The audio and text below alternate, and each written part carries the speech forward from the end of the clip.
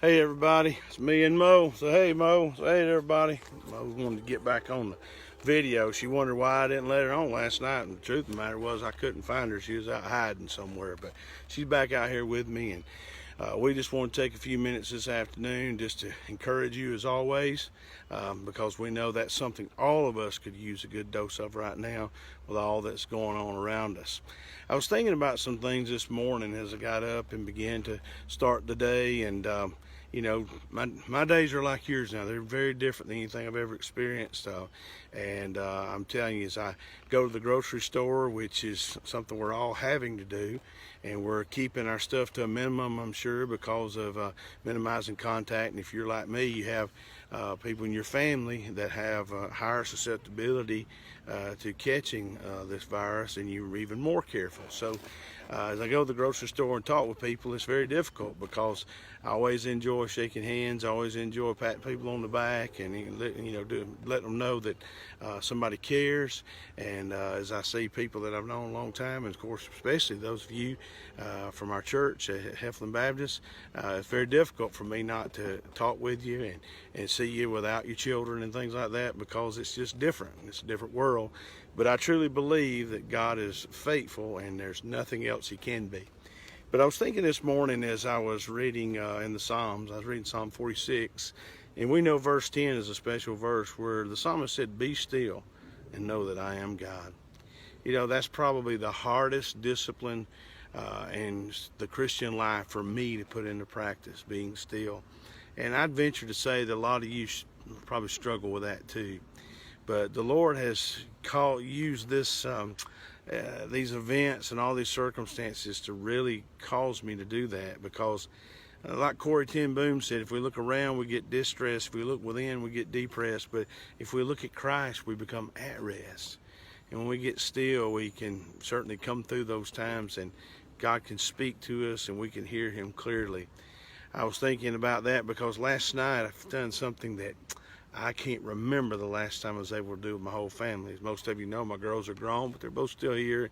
Brooke's home from college because they closed the college down, and we played a whole game of Monopoly. But, you know, the good thing about it wasn't just Monopoly, it was Bama-opoly. So you got to buy places like Bryant Denny Stadium, Coleman Coliseum, you know, holy places like that. But nevertheless, we were playing this game, and we played all the way. And I'd like to tell you that I won, but I didn't, because I ran out of money anyhow. But Miss Angie, she took the first place trophy, and, you know, so she's letting us all know about that today.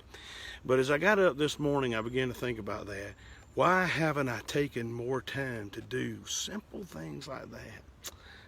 I know that this world is fast, and it's busy, and it's crazy, but I really believe that through this situation, God can work out his perfect will and purpose in the lives of his children.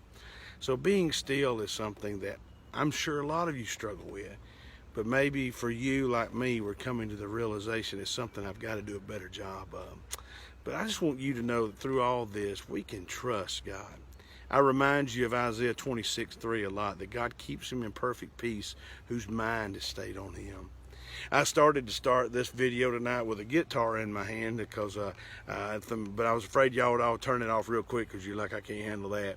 But I have been blessed by so many brothers who are sharing, and Lord, I've watched several that have spoke deeply into my soul. Many of them are gifted musicians, and many of them are gifted singers, and boy, they just are able to do that along with their devotions and speaking, and boy, they've really, really helped me, and I know it's helping you. But I would encourage you not to get caught up in all the stuff that's going on around you, as hard as it is. We have the media right in our hands on our smartphones. We have it everywhere we go. And because of those things, it's very easy for us to begin to look around and look within instead of looking up. But I want to encourage you, me and Mo right here on this Tuesday. Mo, you know what we're talking about, don't you? We got to keep looking up. But you know what I've noticed about Mo? She ain't the least bit worried about anything. She's going on. She's not worried. She's a carefree. And sometimes I just want to be more like Mo. But I want you to know tonight that you're deeply loved. And as I remind you always, there's nothing you can do about it. I'm grateful to God for all of you, and I want to continue to speak with you every opportunity I get. I'll come back tomorrow evening. Might even try to do something live. I don't know if I can do that or not, but if I can, I'm going to. I'll put something out tomorrow to give you a time for that. But nevertheless, our schedule is still the same. Nothing tomorrow night on campus. Nothing on campus Sunday, 10 a.m. for our online worship, just where you caught us last week. We're working on making that better as we speak. So just know that you're loved, that God loves you. And me and old Mo, we're right here for you. We're going to be praying for you. We're going to be lifting you up. If you have any needs that are unmet, please, we want to help you meet those needs. God bless you. Have a great night. Look forward to talking to you tomorrow.